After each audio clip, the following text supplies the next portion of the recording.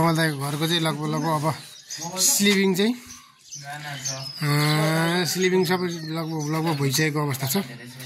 अब स्लिभिङ ढोका राखिसकियो।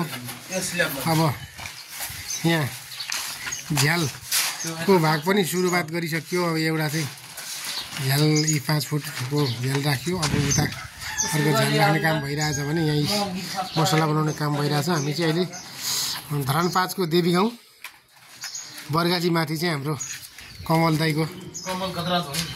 गदराज दाईको घर चाहिँ सभ्य भव्य र स्वस्थ स्फूर्त खालको एकदम हल्का तरिकाले घर बनाइरहेका छौँ। यो चाहिँ यहाँको चाहिँ बाटो यस्तो छ। यो चाहिँ अब आइबिमवाला घर हो।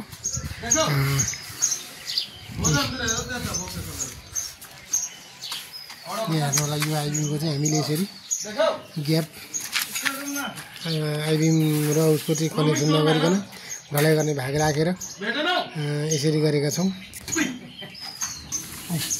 यसरी चाहिँ हामीले ग्याप छोडेपछि अब यो भाग चाहिँ पछि फेरि ढलाइ हुन्छ। यहाँ ढलाइले ढोका र योलाई मेकअप हुने गरी यहाँ ढलाइ गर्नुपर्ने अवस्था देखिन्छ। अब यहाँ यसरी गएपछि